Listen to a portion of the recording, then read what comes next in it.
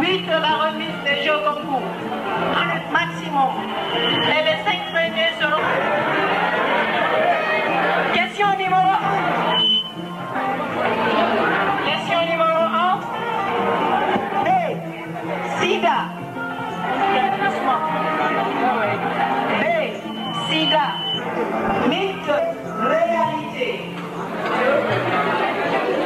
Mythe, petit D, réalité. Sida. 3. Quelle différence faites-vous entre un séropositif et un sidéen? 3. Quelle différence faites-vous entre un séropositif et un sidéen? 5. 4. Citez 2 comportements à haut risque dans le processus de transmission des IST-SIDA. Je reprends 4.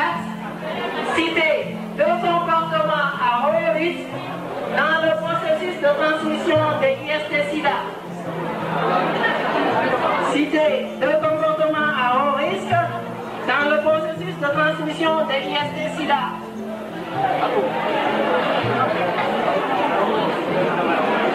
5. 4.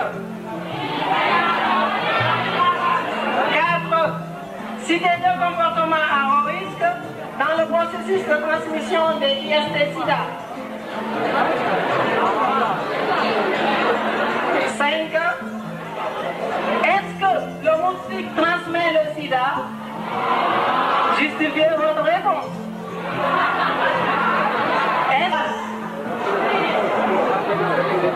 Ok, je rappelle les questions. Je disais non, définissez les thèmes suivants. IST, SIDA, mythe, réalité. 2. Citez des méthodes efficaces pour la prévention des IST-SIDA. 3. Quelle différence faites-vous entre un séropositif et un sidéen? 4. Citez 2 comportements à haut risque dans la transmission des IST-SIDA. 5. Est-ce que le moustique transmet le sida? Je disais que vous avez 20 minutes pour répondre, on va ramasser les feuilles.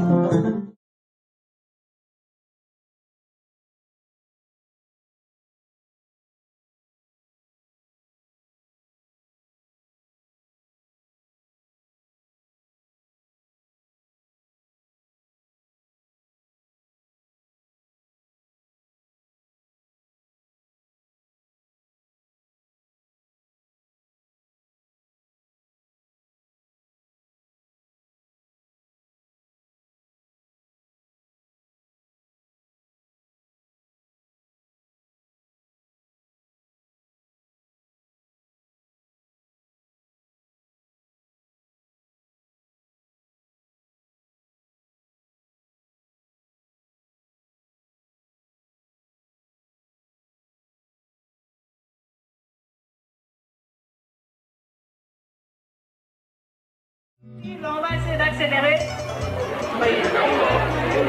Nous allons essayer de passer à la présentation des membres délégués de la 37e promotion de médecine qui sont parmi vous ce matin pour vous présenter cette conférence au nom d'une promotion. Je vais commencer par le vice-président de la promotion, la 37e promotion de médecine et la 6e promotion de l'odontostomatologie. C'est son honorable Dr Traoré Aboubacar. Je rejoins dans cela le président de la commission scientifique de cette promotion, à son nom, Dr Samouno Maurice. Je vais tourner encore pour voir notre élément impeccable de la commission scientifique, à son nom, Dr Sissé Nabi. Je vais voir encore notre chargé à l'information, à son nom, Dr Touré Baba. Parmi vous, un de vos éléments de ressort qui réside à Kamsa, membre de la commission scientifique, Silla Nadi Fatoumata. Et enfin, Dr Ba Mohamed Alpha, que je suis secrétaire général de la promotion.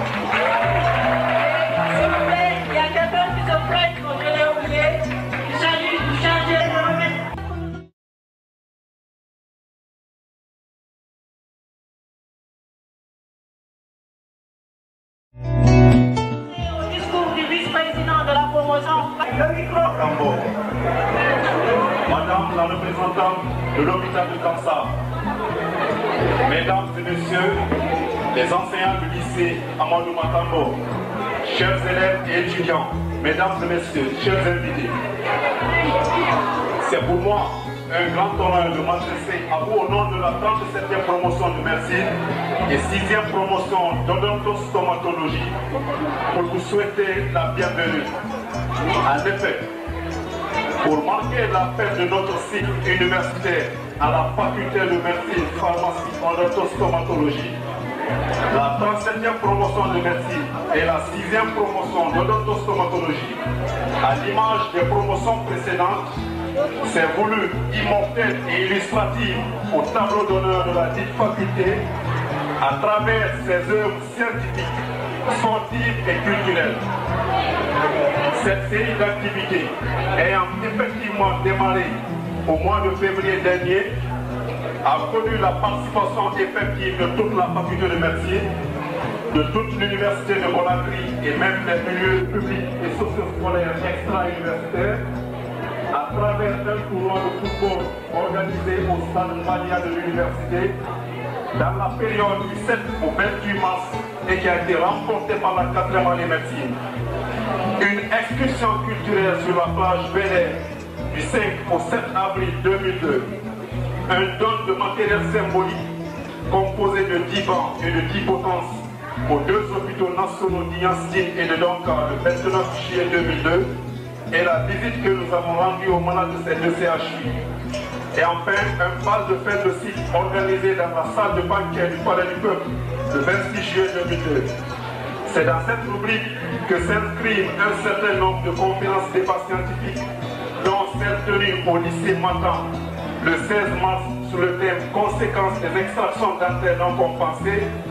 Une deuxième conférence a été tenue au lycée Lambaye le 4 avril sur le thème Toxicomanie et santé juvénile.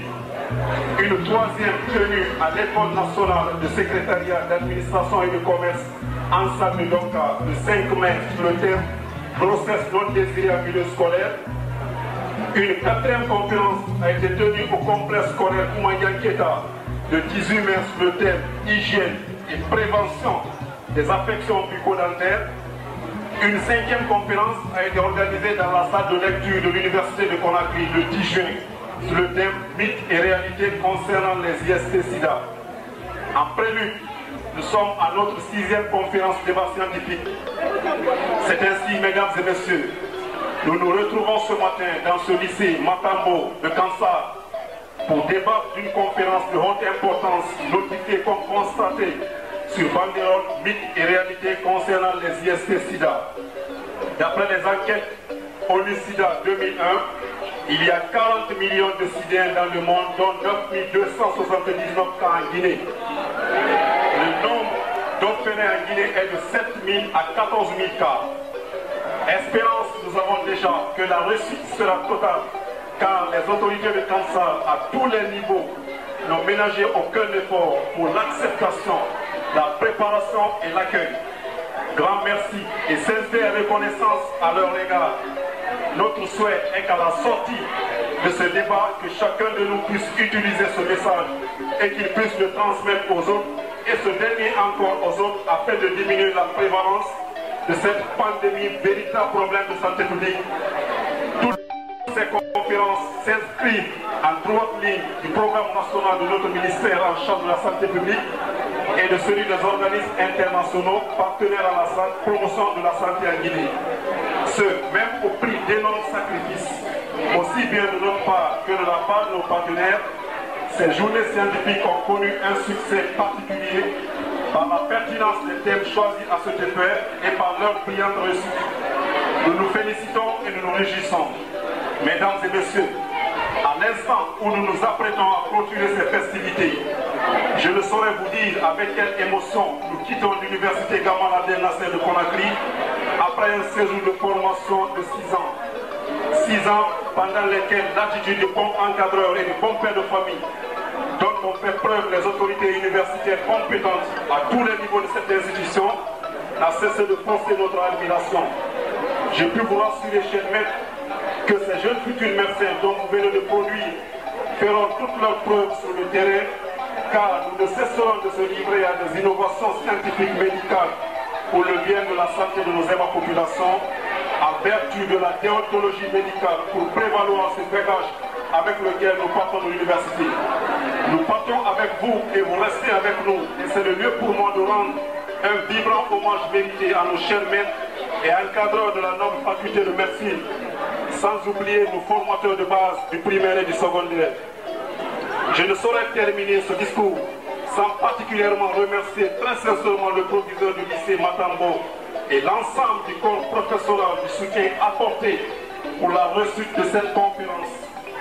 Mes remerciements s'adresseront ensuite à nos sponsors et soutiens, Université Gamal Abdel Nasser de Conakry, Faculté de médecine, Nescafé Guinée, Direction générale des forces armées de terre, médecins et Direction générale des CHU d'Ignastine et de Donka, les centres de santé, la Société GTZ Guinée, l'Office national du tourisme, le ministère de la Santé publique, le PNUC, l'OMS, le personnel de l'hôpital de Kansa.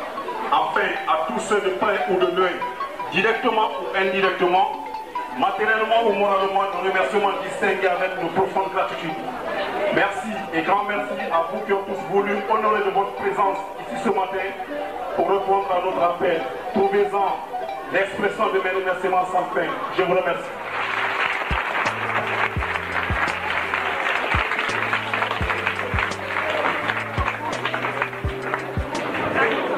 Les centres de santé, la Société GTZ Guinée, l'Office national du tourisme, le ministère de la Santé publique, le PNUC, l'OMS, le personnel de l'hôpital de Kansa. Enfin, à tous ceux de près ou de loin, directement ou indirectement, matériellement ou moralement, nos remerciements distingués avec nos profondes gratitudes. Merci et grand merci à vous qui ont tous voulu honorer de votre présence ici ce matin pour répondre à notre appel. Trouvez-en l'expression de mes remerciements sans fin. Je vous remercie.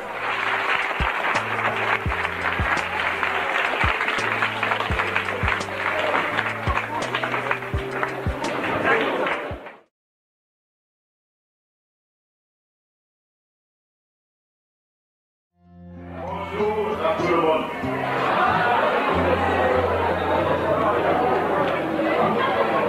Je voudrais, d'entrée de jeu, remercier très sincèrement cette équipe dynamique d'étudiants, équipe qui a entrepris cette démarche depuis les vacances pour demander à organiser cette conférence selon leur correspondance pendant la première quinzaine du mois d'octobre. Malheureusement, les perturbations que nous avons connues pour l'ouverture des classes, le programme a été reporté. Et c'est pourquoi nous nous rencontrons ici ce matin. Et avant que l'équipe ne soit là, nous avions reçu un de leurs représentants qui a fait 2 jours avec nous ici, dans le cadre des préparatifs de cette conférence. Et quand ils sont arrivés hier vendredi, directement ils sont allés n'est-ce pas dans mon bureau. Nous avons discuté là-bas, nous avons arrêté les grandes lignes. C'est-à-dire que dans les conditions normales, nous devrions être à la fin de cette conférence maintenant. Mais très malheureusement, je dis bien très malheureusement, le problème de sonorisation est devenu un problème fondamental à Kansa. Vous savez ce que nous avons connu dans ce sens pendant la proclamation des résultats de fin d'année, l'année dernière. Depuis avant-hier, nous avions eu l'aval de la direction administrative pour avoir les appareils de sonorisation. Donc, il était prévu que ce matin à 8 h, les appareils devraient être là. Mais très malheureusement, les gens qui avaient charge, n'est-ce pas, de nous envoyer, n'est-ce pas, cet appareil, n'étaient pas en place. Il a fallu moi-même que je me déplace, aller chercher le gardien du stade, prendre les appareils et aller chercher l'animateur pour que nous soyons ce que nous sommes aujourd'hui. Je voudrais donc présenter toutes les excuses, n'est-ce pas, pour ce retard. On aurait pu, n'est-ce pas, l'éviter, mais comme les moyens, ce n'est pas nous qui les disposons, c'est pourquoi, n'est-ce pas, nous avons connu, n'est-ce pas, ce retard. Et ce qui fait ma fierté pour la tenue, n'est-ce pas, cette conférence, et cela doit être une leçon pour vous qui êtes en train d'étudier, n'est-ce pas, ma femme aujourd'hui. Pour la plupart, ils sont venus ici pour tenir cette conférence.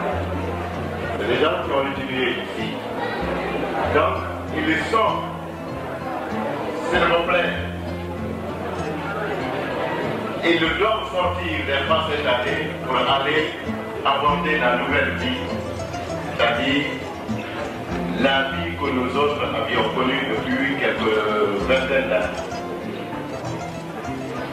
Je voudrais donc que cela serve de leçon pour vous aussi. Ils sont partis d'ici. Ils n'ont pas oublié les professeurs qui les ont formés. Ils n'ont pas oublié leur école, n'est-ce pas, où ils ont été formés. Et s'ils viennent ici, ce n'est donc pas un plaidoyer. Il faudrait que cela serve de leçon, n'est-ce pas, pour tout le monde. Et le sujet, n'est-ce pas, pour lequel ils sont là aujourd'hui, est un fléau international. International, mais c'est notre cas particulier, n'est-ce pas, qui nous intéresse. Et c'est dans ce sens, n'est-ce pas, que nous devons, n'est-ce pas, nous battre pour que les armes qu'ils vont mettre à notre disposition ici soient judicieusement utilisées. Donc, en votre nom, j'ai souhaité la bienvenue à cette importante et dynamique délégation, n'est-ce pas, médicale pour la tenue, n'est-ce pas, de cette conférence. Et je voudrais, pour passer la parole aux orateurs,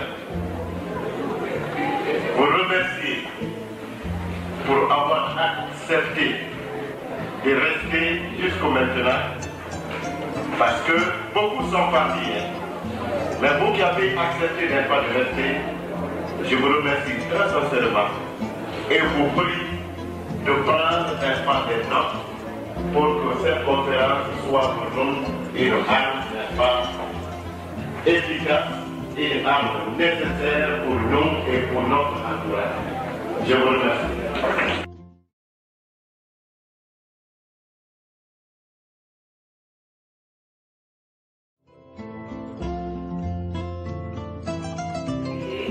De l'Université de Conakry. C'est vraiment un grand plaisir que nous avons eu de vous recevoir à l'enceinte du lycée Matamou. Et je suis agréablement surprise de voir qu'il y a encore à l'Université de Conakry des idées qui nous émerveillent tant. De voir qu'il y a encore des gens motivés qui sont décidés, malgré tout, de se battre pour donner de bons exemples. Ce que je veux dire, ce que ici nous devons tous féliciter cette équipe, d'après le travail que nous avons vu, qui nous ont présenté sommairement, le plan d'abord, mais je suis vraiment fière d'être leur ligne. Je les encourage, je les félicite encore une fois. Et je demande à tout un chacun ici, parce que ce sont vos frères, ils ont été des jeunes comme vous, ils ont été formés d'abord à la maternelle, c'est des jeunes, au primaire, à l'élémentaire, au collège, au lycée, à l'université, ils sont maintenant en fin de cycle universitaire. Et si aujourd'hui ils sont devant nous et ils nous épargnent tant, c'est parce qu'ils ont été sérieux. S'ils n'ont pas été sérieux, ou ceux qui n'ont pas été sérieux sont ailleurs aujourd'hui dans les rues ou ailleurs. Mais s'ils sont devant nous, en train de nous présenter un programme de si grande importance et si bien fait, c'est que vraiment, ils sont à féliciter. Et tout ce que je vous demande, c'est de prendre exemple sur eux. Parce que vous devez être comme eux. Vous visez l'université. Donc tout ce qu'on, le proviseur et moi, nous vous prions de bien vouloir suivre leur chemin. Évitez de vous laisser entraîner dans les bêtises, dans les mauvaises conduites et de suivre, d'être de bons élèves, de bien travailler et vous ne pourrez aboutir, vous ne pourrez être de bons délégués comme ils le sont ici que quand vous avez une bonne base. Donc c'est le conseil que j'ai à donner aux élèves, parce qu'ici on est à l'enceinte d'un lycée. Donc c'est le conseil que j'ai à vous donner. Prenez exemple sur vos aînés là, parce que c'est un exemple à suivre. Et avec moi, nous devons tous les remercier et les féliciter parce que vraiment je suis fière qu'il y ait encore des jeunes qui pensent comme ça chez nous. Et le thème, revenant au thème SIDA, je crois que le thème est d'actualité. Aujourd'hui, tout un chacun a une idée dessus parce que les informations sont partout, à la télé, tout le monde suit. Et à Kamsar aussi, il y a une équipe qui passe souvent et les élèves de Kamsar sont constitués en groupe d'information et ils le font très souvent. Donc le sujet est d'actualité et chacun a quelque chose à dire. Et je crois qu'ils ne seront pas déçus par les réponses que vous allez leur donner, les réponses aux questions qu'ils vous ont données. Donc je ne serai pas trop long. Au nom de l'hôpital de Kamsar, au nom de l'équipe scientifique aussi qui s'occupe du SIDA à Kamsar, nous remercions nos confrères et nous leur souhaitons bonne chance dans leur carrière qui les attend, parce qu'ils finissent une étape, ils vont commencer une autre qui est peut-être un peu plus difficile. Quand on était sur les bancs aussi, on se disait, une fois lancé dans la vie, le travail, ça va être plus facile, mais je vous assure que c'est pas évident. Donc, je vous demande de redoubler d'efforts et de continuer sur votre lancée. Elle est très bonne. Je vous remercie.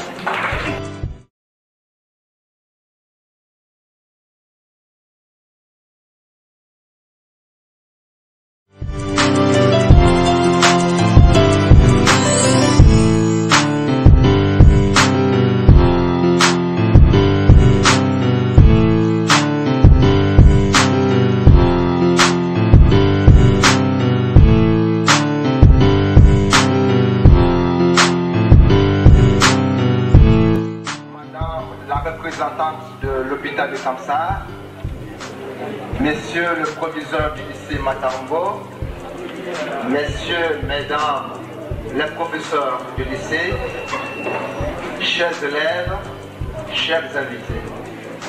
La 37e promotion de médecine et la 6e promotion de l'odontostomatologie de la faculté de médecine, pharmacie et odontostomatologie de l'université Gamal Abdel Nasser de Conakry ont par nos voix l'honneur de vous présenter ce matin la conférence portant sur le thème les mythes et égalités sur les IST-SIDA. Les infections sexuellement transmissibles et le SIDA constituent un des problèmes de santé dans les pays en voie de développement. L'Organisation mondiale pour la santé, l'OMS, estime qu'environ chaque année 333 millions de personnes sont infectées par les IST-SIDA. La syphilis vénérienne est de plus en plus fréquente. La gonorrhée, avec une fréquence de 250 millions de personnes infectées dans le monde, fait encore des ravages à travers l'Afrique. Notamment, dans les grands pays en voie de développement, les effets sont beaucoup plus ressentis dans ces derniers. Le recensement général et différentes études sur les caractéristiques socio-économiques portant sur la population ont montré que ce sont les jeunes et les femmes en pleine activité sexuelle qui sont les plus touchés par ces infections. Sachant que la sensibilisation à travers les conférences débats constitue un moyen efficace dans la lutte contre ces infections, il nous a semblé nécessaire d'utiliser ces moyens.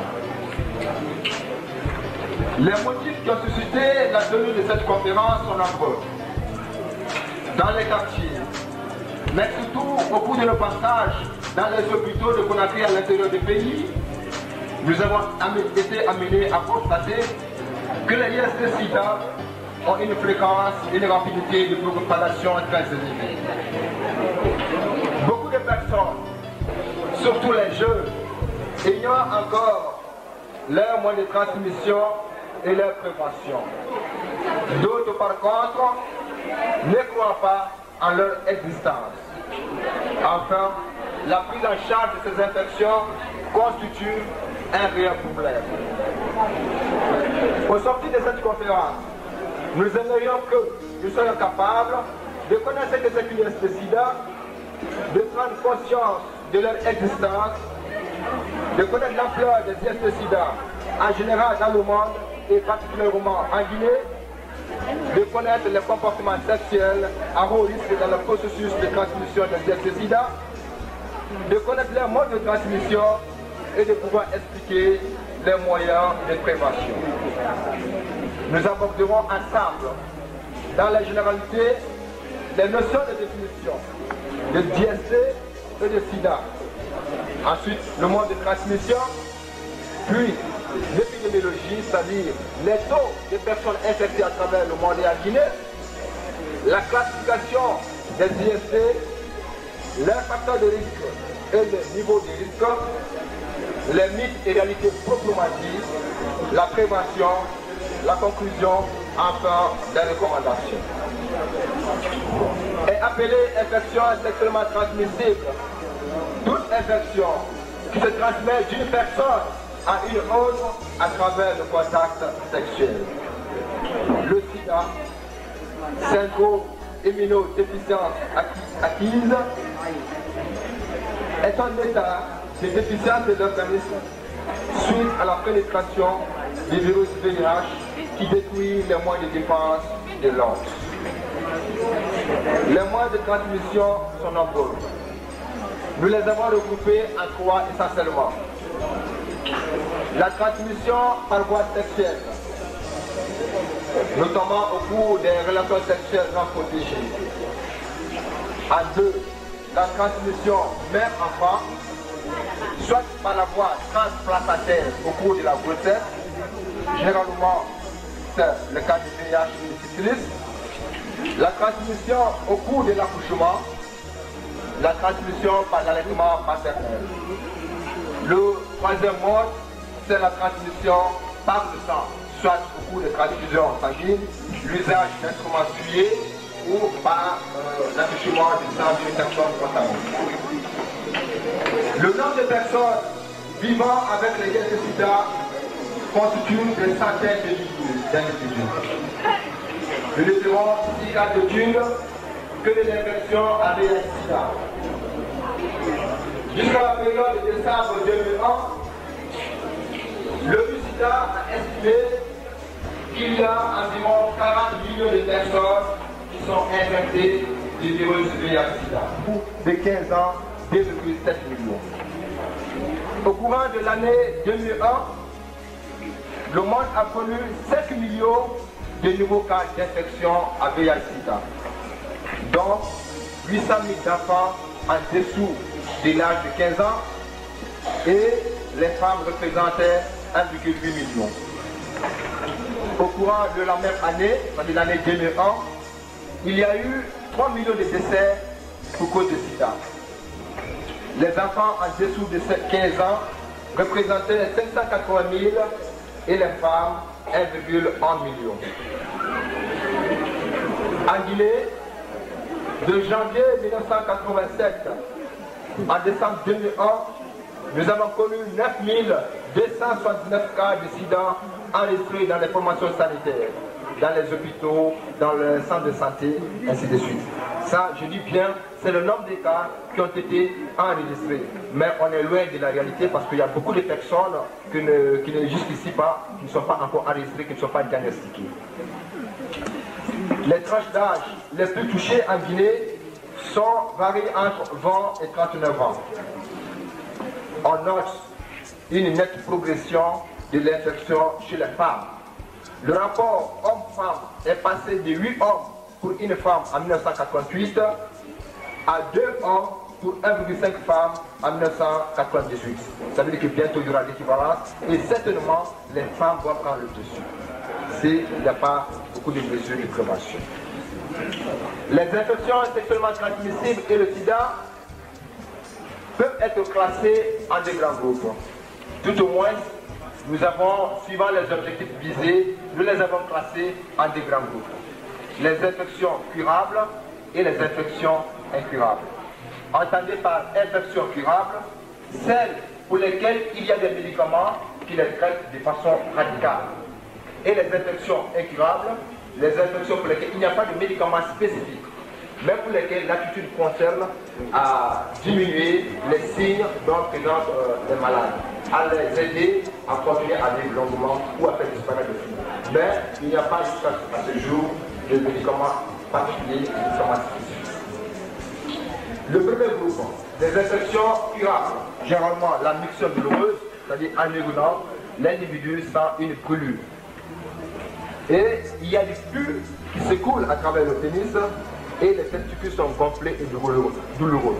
Voilà les signes qui sont généralement rencontrés chez les hommes qui portent cette infection.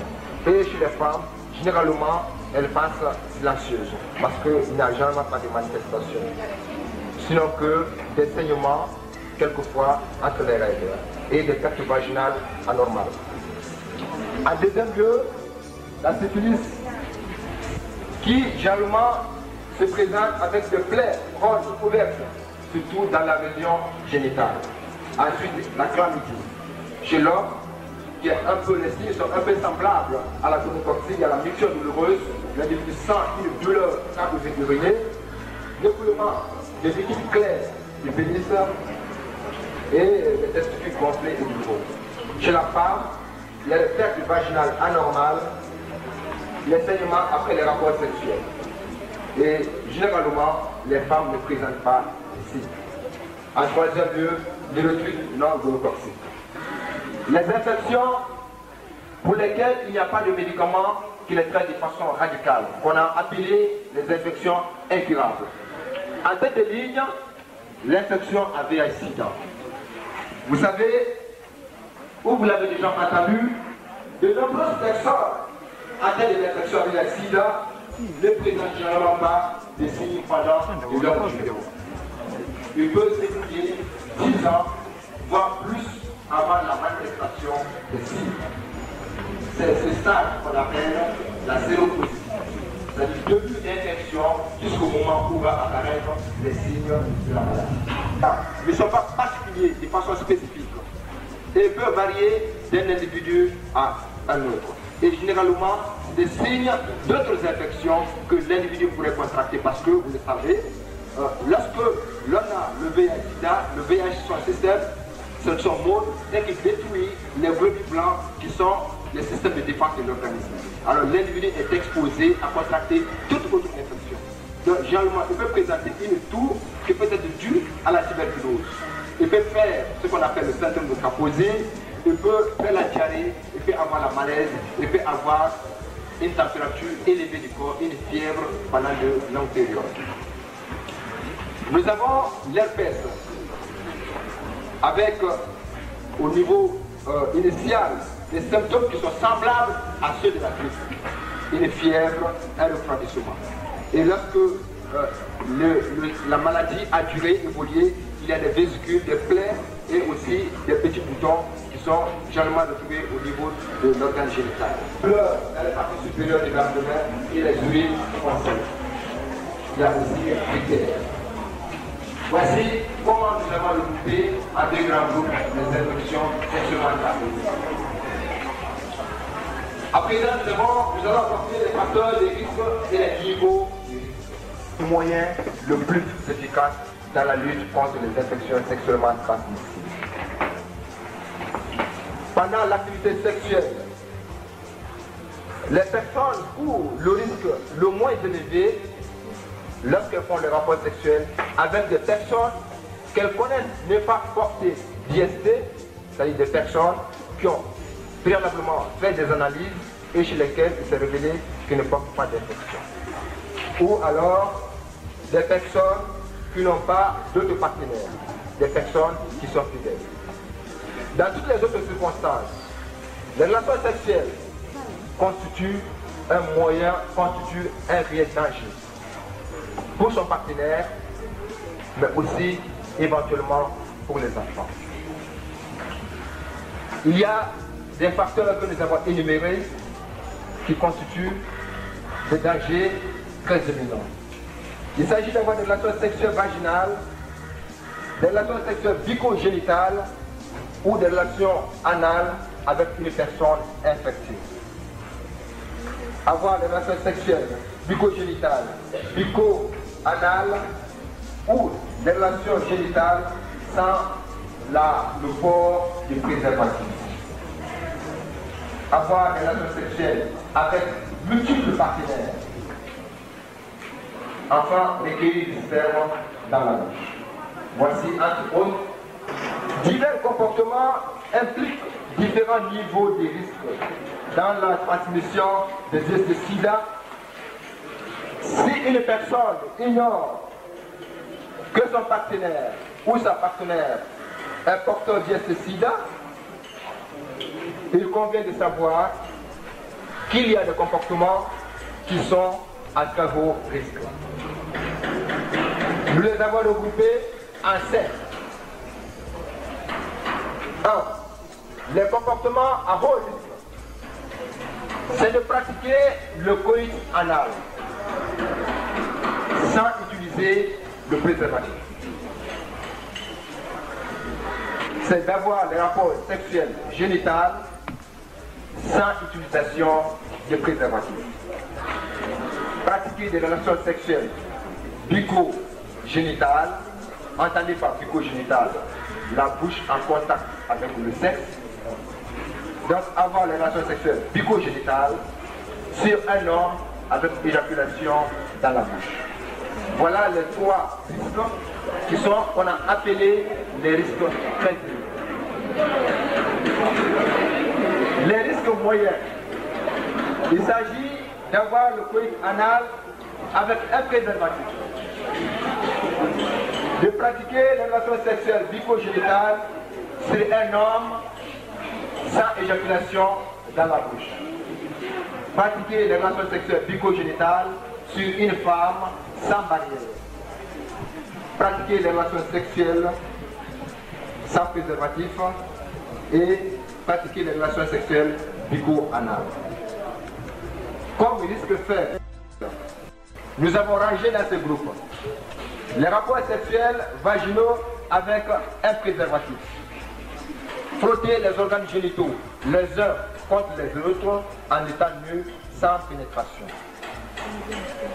Nous avons rangé parmi les risques faibles, les risques très faibles, pratiquer les relations sexuelles bucco-génitales sur un homme qui porte un préservatif. Pratiquer les relations sexuelles bucco-génitales sur une femme qui porte une barrière. Stimuler les organes génitaux de son partenaire avec la main, ensuite le baiser avec échange de salive. Et enfin, nous avons considéré des attitudes comme ne comportant pas de risque. C'est le baiser sans échange de salive, c'est avoir les relations sexuelles avec un partenaire monogame, non infecté, et enfin l'abstinence qui constitue le vrai moyen, le moyen le plus efficace dans la lutte contre les IST-SIDA. Les IST-SIDA, assez souvent, suscitent des interrogations. Des interrogations pour lesquelles, très souvent, nous ne trouvons pas de réponse, ou très souvent, nous amènent à nous demander à lever des élections.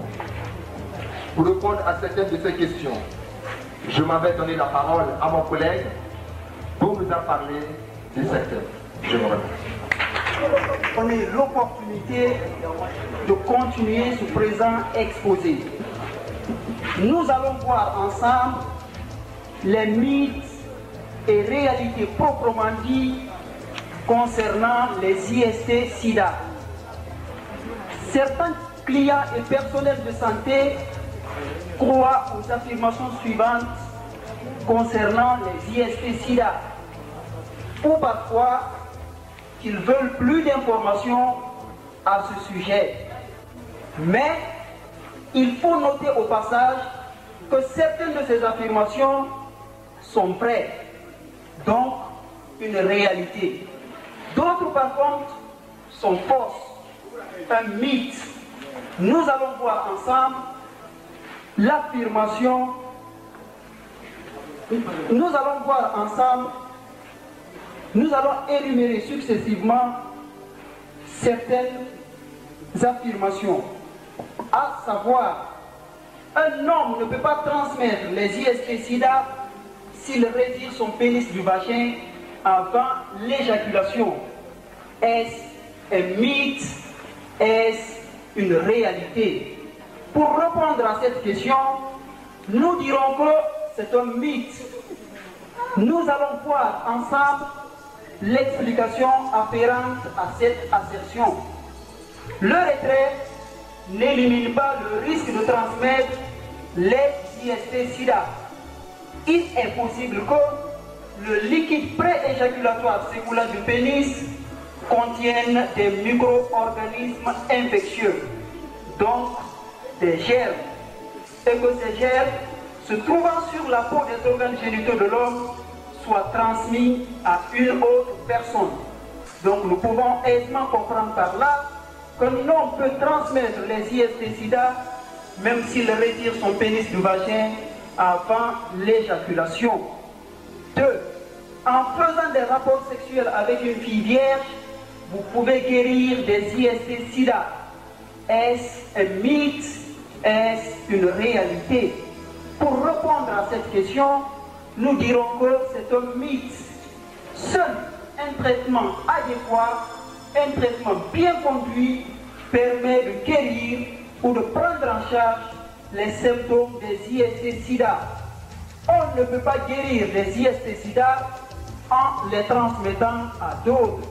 Avoir des relations sexuelles non protégées avec une fille vierge ou avec toute autre personne ne fait qu'augmenter le risque pour cette personne de contracter l'infection.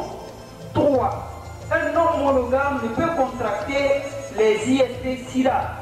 Est-ce vrai? Est-ce faux? Nous dirons que c'est faux.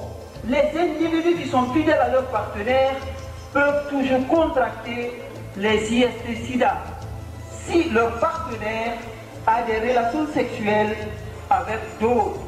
En outre, il est possible que les personnes actuellement monogames aient contracté l'infection dans le passé.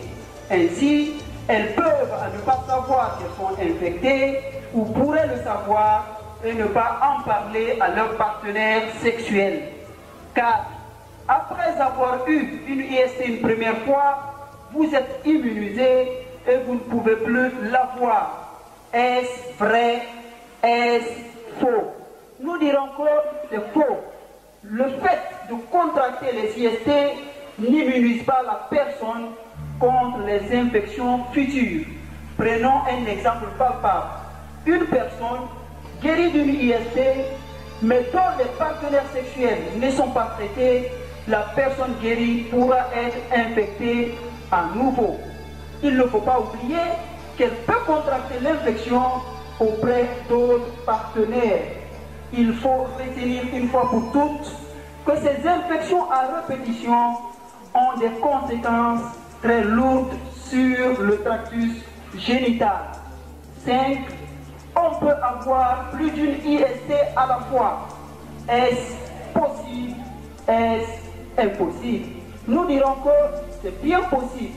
Une personne peut contracter plus d'une IST à la fois. Et d'ailleurs, l'association la plus fréquente est la chlamydiase et la gonococcie. 6. On ne peut pas contracter le sida en vivant dans la même maison qu'une personne atteinte de la maladie. Est-ce un mythe? Est-ce une réalité? Nous dirons que c'est une réalité.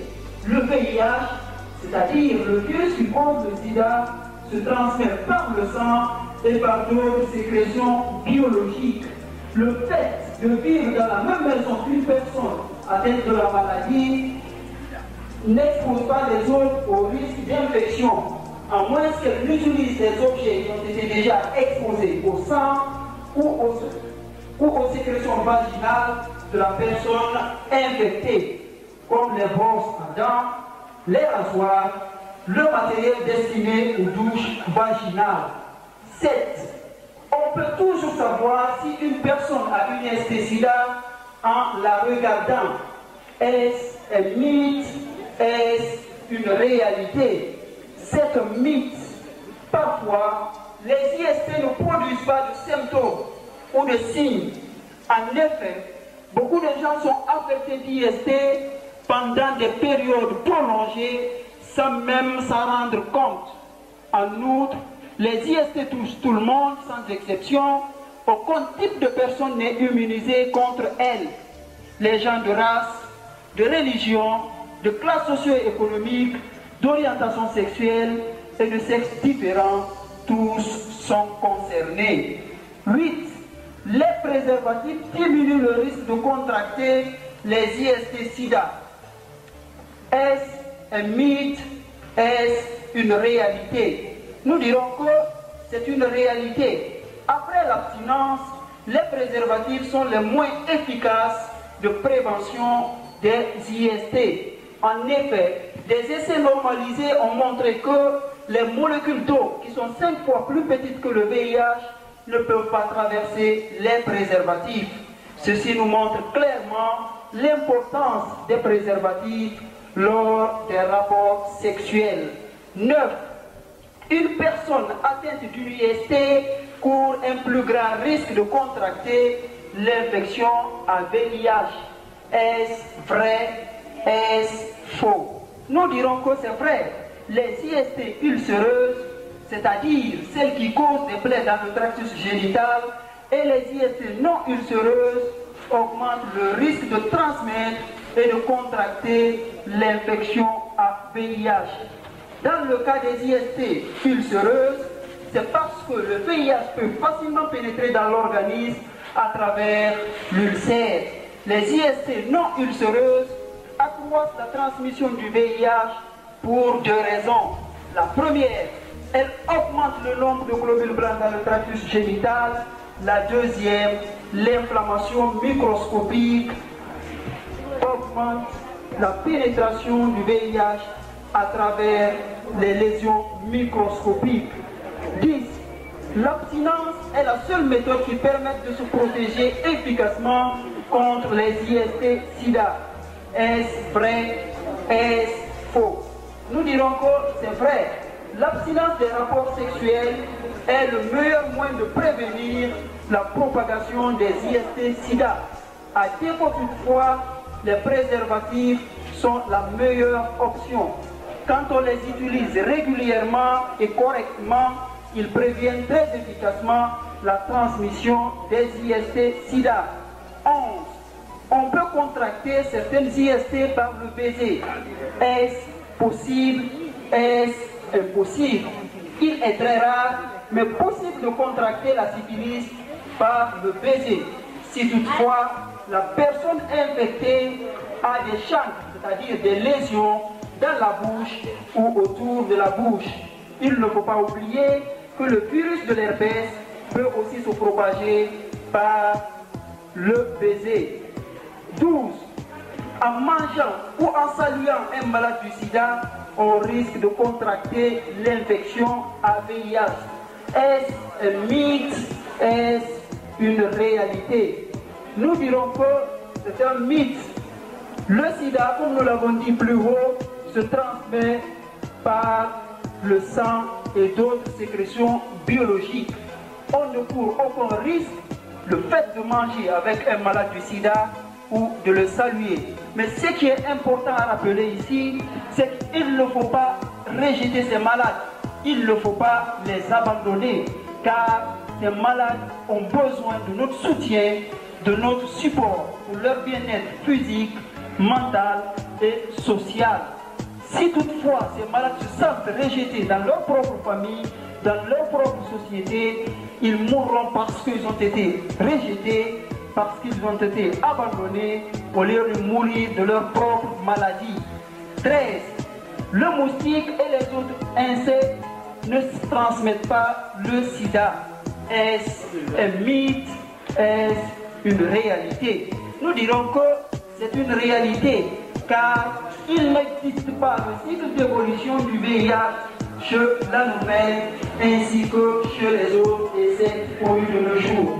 Du début de l'exposé jusqu'à maintenant, nous nous sommes peut-être posé une question qui suscite certainement notre curiosité intellectuelle, celle de savoir comment prévenir les IST-SIDA.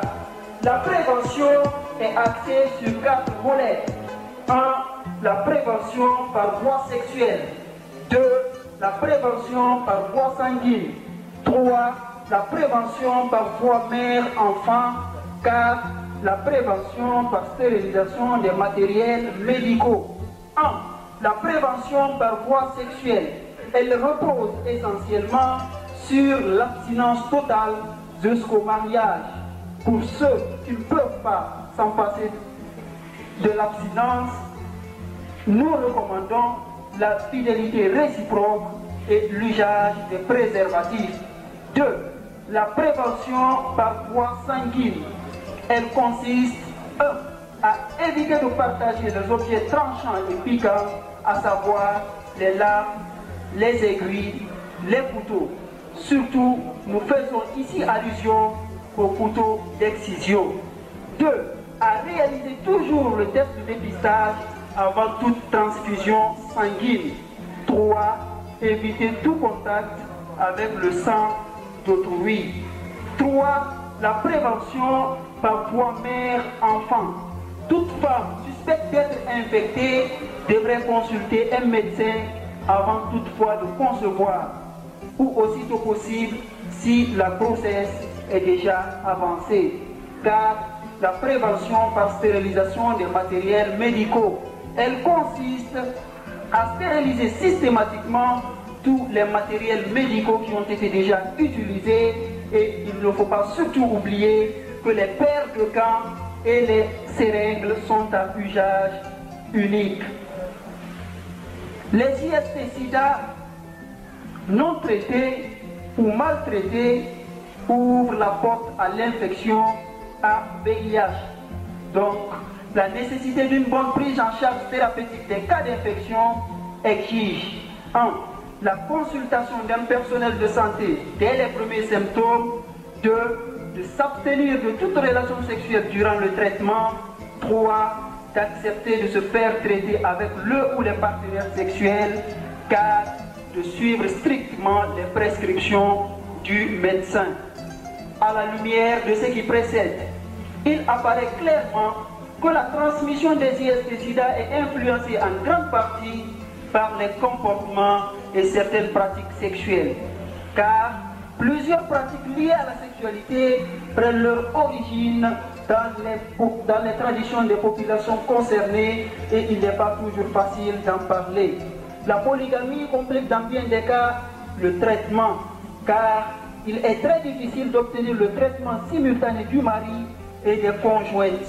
Les facteurs favorisants classiques, prostitution, liberté des mœurs, homosexualité interviennent surtout dans les villes, mais aussi en zone rurale. On n'oubliera pas de traiter systématiquement tous les partenaires sexuels du malade et de rechercher les éventuelles associations. La 37e promotion de médecine et la 6e promotion d'odontostomatologie ne sauraient terminer ce présent exposé sans pour autant formuler certaines recommandations, et ce, à tous les niveaux. Nous invitons les jeunes à s'abstenir s'abstenir de toute relation sexuelle jusqu'au mariage.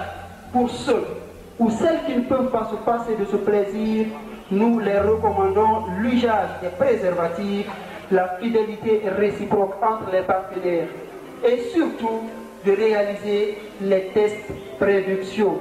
Nous invitons les parents d'accorder une importance capitale à l'information, l'éducation, la communication sur la santé de leurs enfants et de veiller sur leur santé génitale.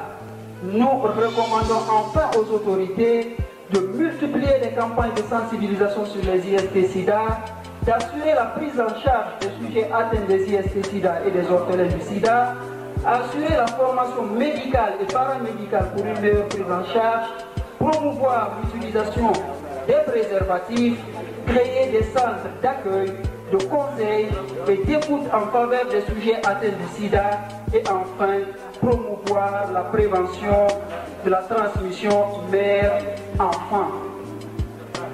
Nos remerciements vont à l'OMS, au Programme national de lutte contre le Sida, à la GTZ, au PNUD, à Dr Aïla Matraoré, gynéco-obstétrique Hôpital national de Donka, à Dr Mohamed Sissé, dermatologie, Hôpital national Donka, à M. Kamano Ali, ministère de la Santé publique, aux autorités de l'Université de Conakry, à M. le proviseur du lycée Matarbo et de l'ensemble du corps professoral et à tous ceux qui de près ou de loin ont contribué à la réussite de cette conférence. Je vous remercie.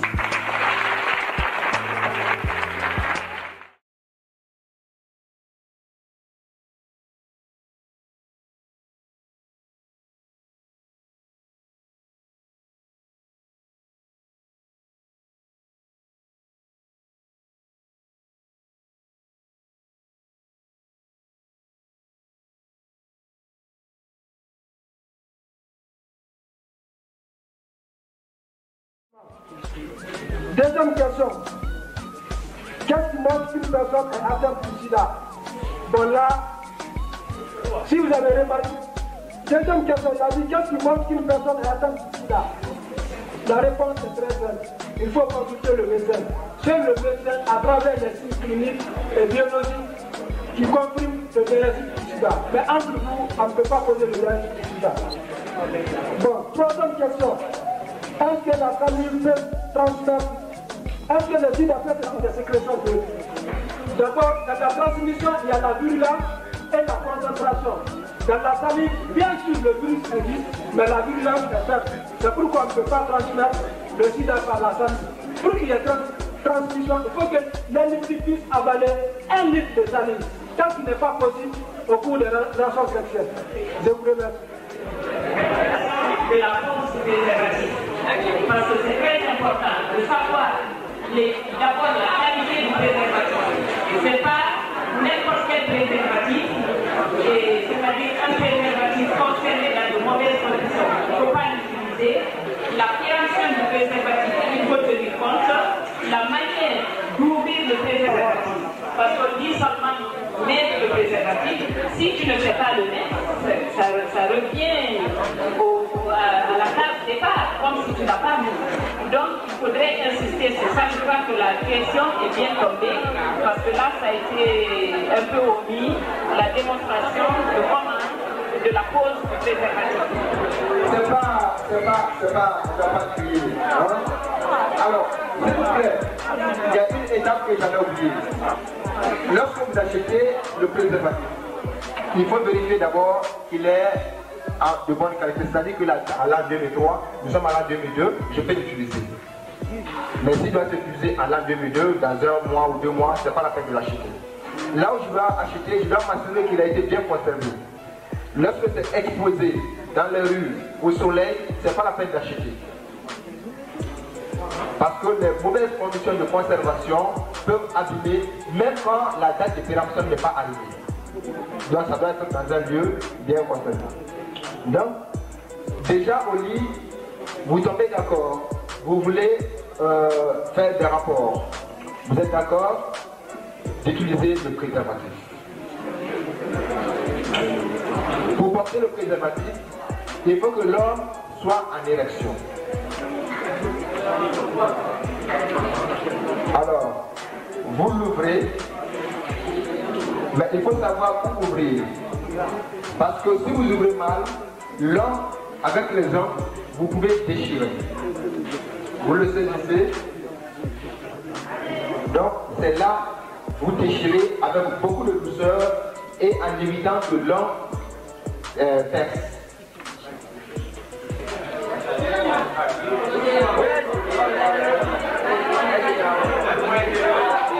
Alors,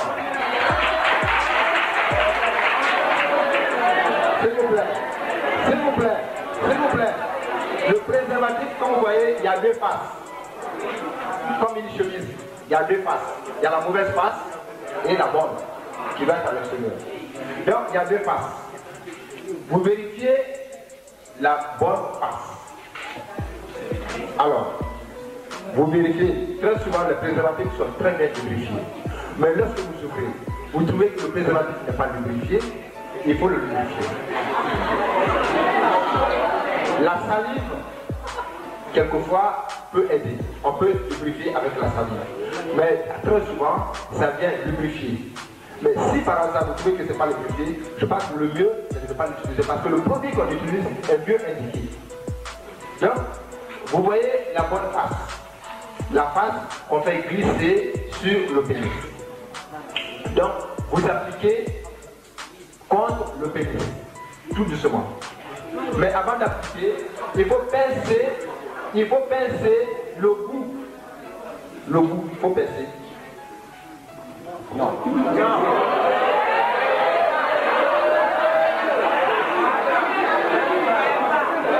Voilà. Vous pincez parce que c'est un sac.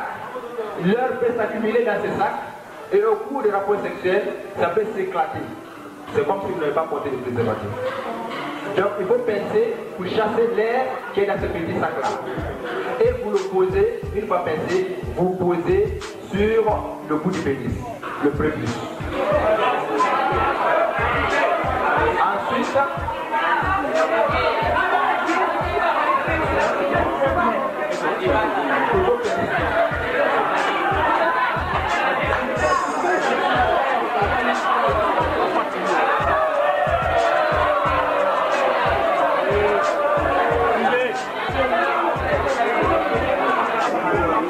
j'applique contre le pénis qui est déjà en érection, pas dans la précipitation. Parce que mademoiselle est déjà là.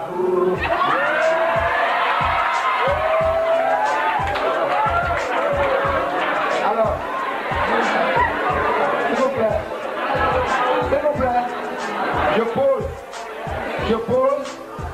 je pose contre le pénis. Et avec l'autre main, je déroule carrément.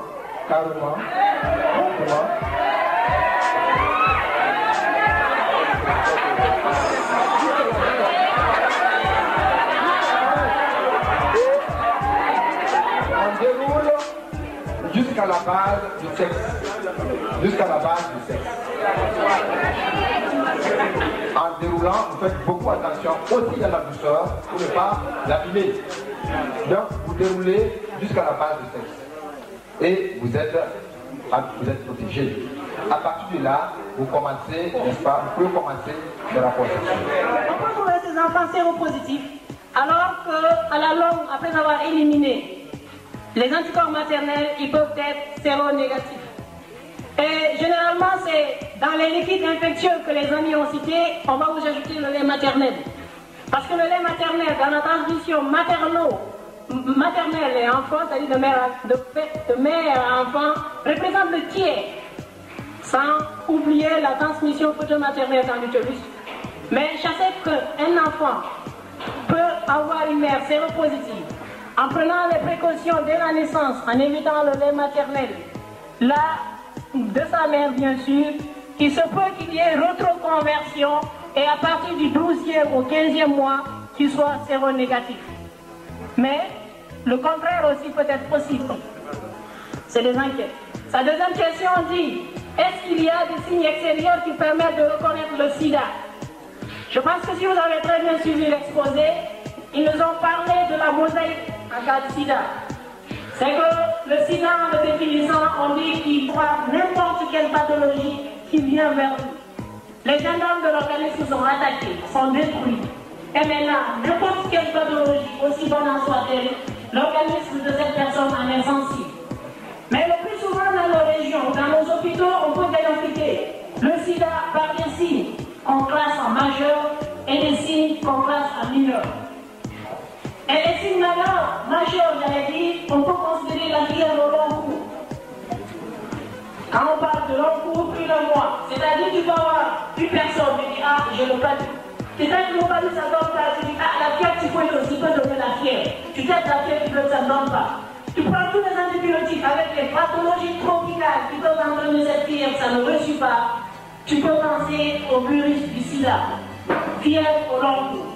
On parle aussi de diarrhée au long cours, où généralement on dit diarrhée résistant à tous les traitements antidiarrhéiques habituels. Il faut penser aussi au virus du sida. On peut parler aussi de l'amaigrissement ou de la perte de poids généralement inexpliquée. On se demande. On se demande pourquoi autre chose. Là aussi, on peut penser au virus du sida. Ça, comme signe majeur, comme signe mineur aussi, on peut placer presque la majorité des dermatoses. Des candidoses, du surtout parce que c'est ce qui est plus fréquent. Et on peut parler du kaposi. On peut parler beaucoup d'autres lésions, le zona, beaucoup d'autres lésions dermatologiques, hypomosie. C'est le counseling. Il y a des exigences qui demandent pour le dépistage du sida, il y a des logiques à suivre. Avis, consenti, de celui élu. Je vous dirais simplement que vous suivez peut-être, même si ce n'est pas la radio-télévision guinéenne, dans les émissions des antennes extérieures, ce n'est plus un cache-cache le sida. Il faut se déclarer, c'est une maladie comme les autres. C'est une maladie comme le cancer qui peut tuer peut-être plus rapidement. Tu peux trouver un séropositif qui peut vivre avec son sida pendant plus de 20 ans. Il résiste. On se demande pourquoi. Ce n'est pas une maladie de cache-cache. C'est encore plus grave. N'ayez pas peur. N'ayez pas peur de sidérer. Et n'ayez pas peur de vous-même. Vous ne vous recroquevillez pas dans vous-même. C'est un fléau auquel on doit faire. Ok, maintenant il y a quelqu'un qui nous pose la question, quels sont les médicaments antirétroviraux? Bien sûr ça existe, les médicaments antirétroviraux. Mais quels sont ces médicaments antirétroviraux? Parce que toujours la question qui plane, est-ce que le sida est guérissable? Quand est-ce qu'on va le guérir? Avec quel médicament on va le guérir? Mais ajoutons la question aussi, avec quel coût on va le guérir? Parce que c'est tout ça qui est important. On a des rétroviraux disponibles, bien sûr. Mais si vous imaginez ces rétroviraux, leur mode d'action d'abord, c'est de ralentir le développement du virus par l'organisme. Et ce ralentissement va te coûter au moins 300 000 francs par mois. Imagine ça dans une année. Et pas pour te traiter, mais pour te stabiliser en quelque sorte.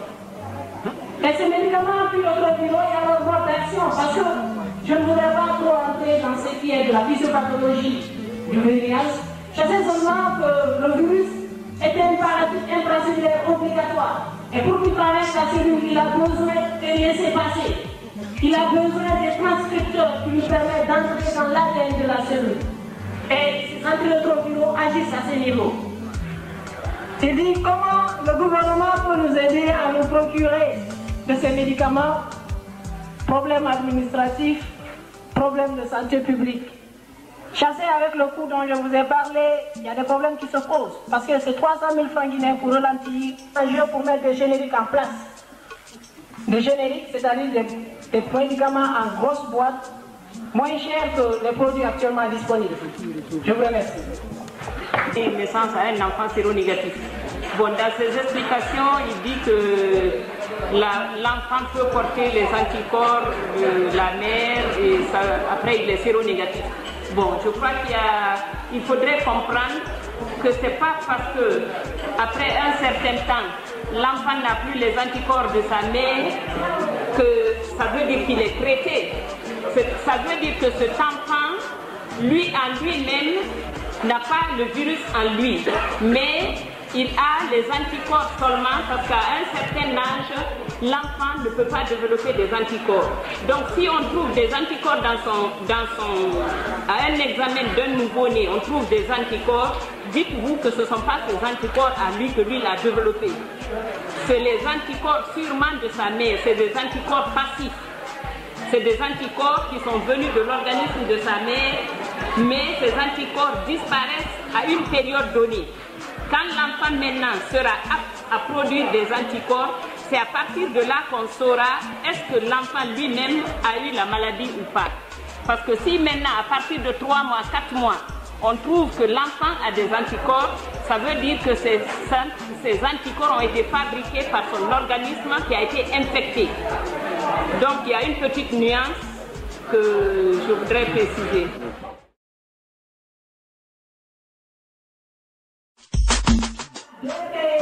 Deux bics, un bleu, un rouge et 5 moyens de prévention. Il a eu aussi un cahier de 200 pages, 2 bics bleus et rouges et 4 moyens de prévention.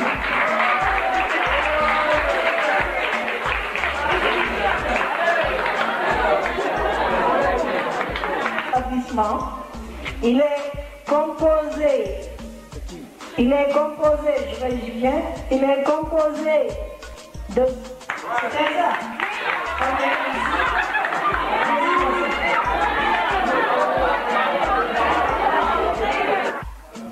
Un cahier de 200 pages, 2 bics et 2 moyens de prévention. Le 5e bic, il s'agit de Mademoiselle peut-être, nous ne pas. Termination expérimentale. Professeur de chimie du établissement, composé d'un cahier de 100 pages et de 2 bics, plus un moyen de prévention. Je ne sais comment. Ok. Nous allons passer au 6e prix.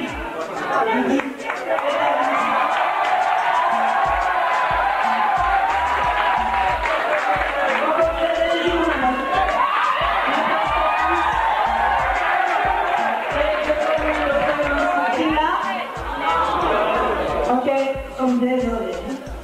Le 8e prix, il s'agit de Alassane Ba Abdougadine. Ah, ok, c'est gentil, monsieur. Attention, qui va remettre ce prix à monsieur Alassane Ba. Un journal, un prospectus et 2 moyens de prévention. En fait, il y a eu de bonnes notes, tout comme de mauvaises notes. Voilà, c'est ça pour les cadeaux. Là, un dernier mot pour Dr. Diallo. Avant que le proviseur le clôture. Je vous remercie. Vraiment, je suis désolée pour comme ça. Et je serai l'interprète fidèle au niveau de mon institution. Je vous remercie et vous souhaite une bonne organisation. Merci. Bien. Le message que nous voulons.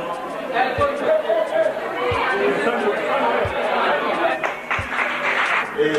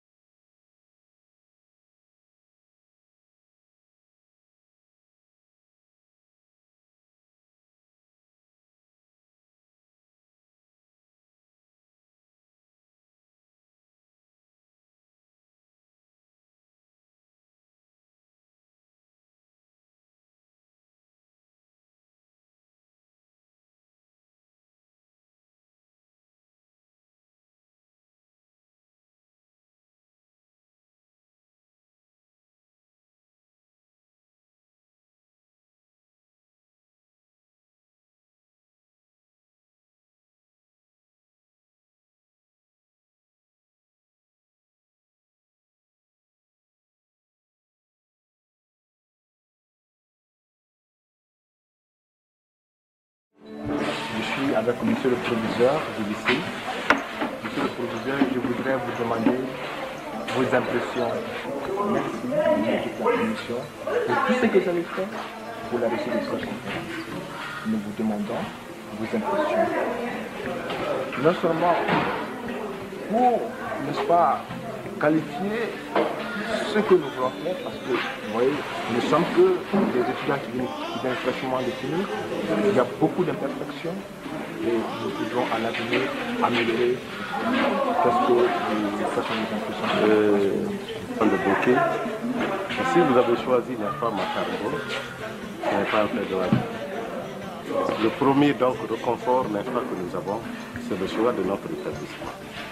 Ensuite, le message qui a passé est un message, n'est-ce pas, comme je l'ai dit tantôt, de satisfaction. Ça a permis davantage, n'est-ce pas, aux professeurs et élèves les dispositions, n'est-ce pas, préventives qu'il faut prendre contre ce fléau qui ravage actuellement l'humanité. Nous sommes satisfaits, très satisfaits, et je crois, vous vous dites, n'est-ce pas, étudiants, c'est vrai, vous êtes des étudiants, mais le travail que vous avez fait, on a fait plusieurs conférences ici, mais celle-là nous a de plus impressionnés.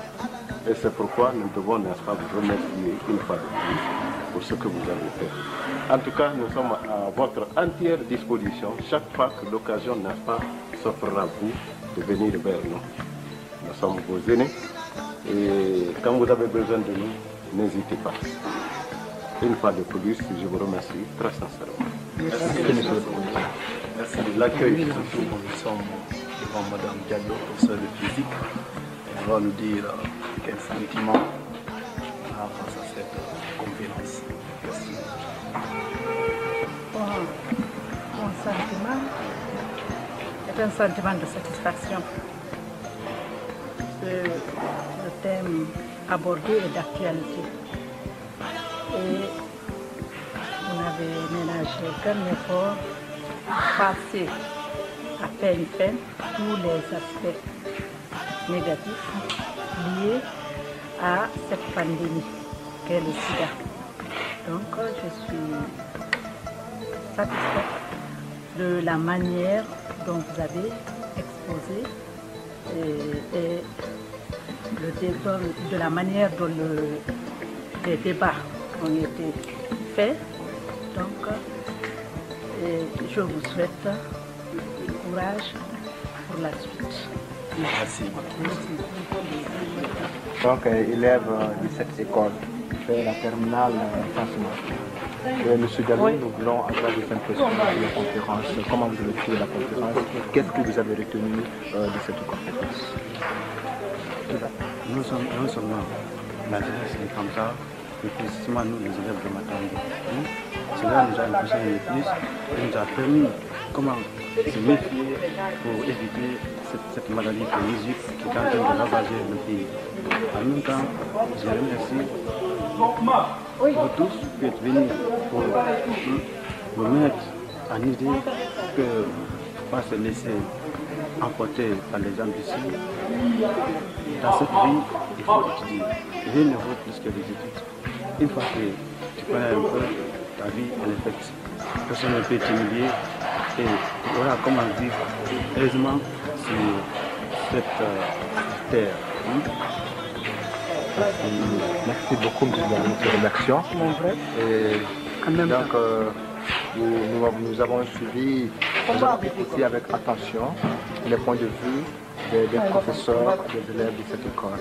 Donc, à cette journée du 26 octobre 2002, donc, nous avons tenu cette conférence ici, donc, que nous pensons avoir touché beaucoup de personnes, beaucoup de gens.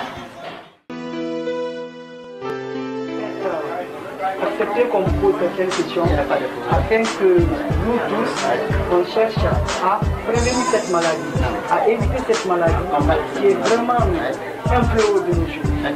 Donc, est-ce que vous, en tant que pharmacien, acceptez l'existence de ça? En tant que pharmacien, on ne cherche pas l'existence de sida. Mais est-ce que vous croyez que ça existe? Enfin, selon les informations, ça existe en Guinée. Parce qu'il y a des conseils qu'on donne toujours, des conseils qu'on donne, tels que la prévention et la protection contre cette maladie. Donc, à travers de là, nous sommes conscients que ça existe maintenant en Guinée. La deuxième question, M. Bilia, c'est vous dire, demander, est-ce qu'une fois qu'à la télé ou à l'hôpital, dans le marché, vous avez vu un incident? Pratiquement, je n'ai jamais indexé incident. Je n'ai jamais indexé incident. Donc, cela, même moi aussi, ça me donne beaucoup d'idées. Est-ce que cela existe en principe? Ça me donne beaucoup d'idées. Si je ne vois jamais un incident. Bon, la troisième question, c'est de savoir, est-ce que vous savez des méthodes pour prévenir, pour se protéger contre cette maladie? Il faut être fidèle avec son partenaire. Oh, s'il faut, parce que l'homme, c'est lui qui a fait de manger en principe. Tu as l'air de manger, il faut manger. Donc, il faut se protéger. Merci. D'abord, la dernière question, c'est est-ce que vous acceptez, si vous êtes conscient, quelqu'un a le sida, vous pouvez accepter de vivre avec cette personne dans le même toit? C'est vraiment, si on est conscient que telle personne est attaquée par le sida, on doit l'éviter. Mais parce que généralement, selon la science, on dit que les échanges de paroles ne peuvent pas provoquer la contamination, seulement les contacts sexuels. Donc on ne doit pas le chasser, si je comprends. C'est ce qu'on doit éviter. Mais le chasser comme ça, là, ça c'est inhumain. Seulement il faut l'éviter. Donc il n'y a pas de problème. Merci. Donc, vous pouvez vous présenter, c'est M. Sekou Doumbouya, vendeur de produits pharmaceutiques au marché Sahara. Boutique numéro 3. Je n'ai pas de temps, je reviens. Comment facilement, alors pour autorité à comprendre. Et fait Tungu Makiana. Donc, ici, est-ce qu'on peut la refuser? Ici, il fait non. Mais est-ce que depuis vous ça fait, mais vous pas la mérine de ici dans la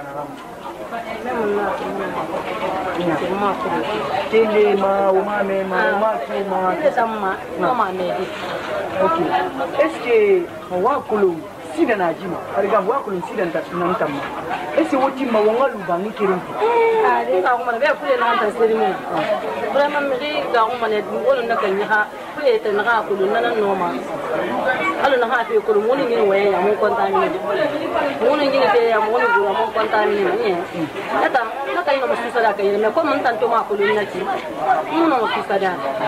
Mais est-ce que vous m'avez fait la robe? À éviter ma canne, après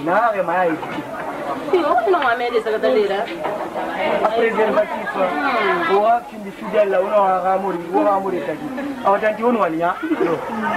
Donc, on a créé, il est là, on a réuni le sida. Donc, le gouvernement a nous les mains, le même armée d'ara, mais l'un de nous, le gouvernement veut pas faire une protection qui est là, on a. Donc, est-ce que, à où est le président, on est donc, est-ce que Gila, il faut dans un des films de Naonar, il y a un bon état où il est où de la est-ce que ça a un bidon, votre nom de Sida? A Jabay Anima Kowono in the Sud.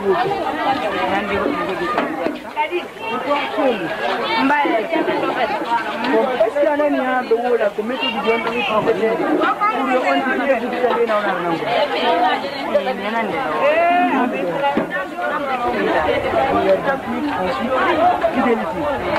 vous et nous, on doit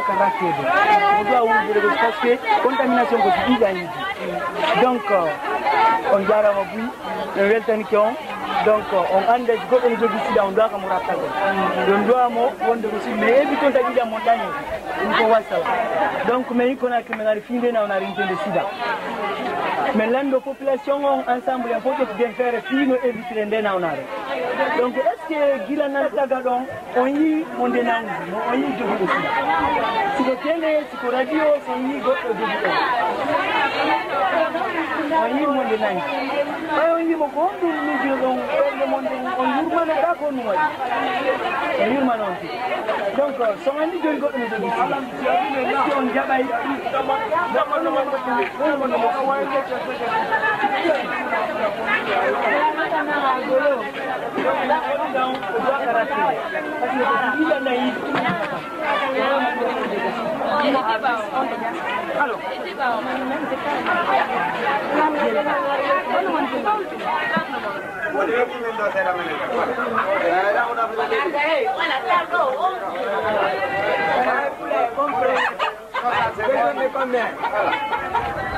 Qu'est-ce qu'en tant que réparateur ici au marché, vous voyez sur le terrain de cette maladie?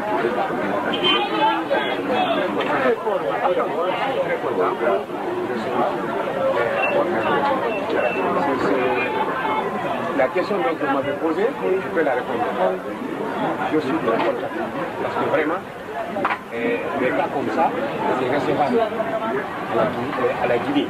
Donc, ce que vous avez fait comme sortant de l'université, de cette conférence, je suis très d'accord et je suis très content. Vous voyez l'existence de Oui. Ok. La deuxième question, oui, c'est de savoir, est-ce que vous pouvez accepter de vivre avec un incident danger? Non. Pourquoi? Parce que c'est une maladie qui n'a pas de médicament, qui n'a rien.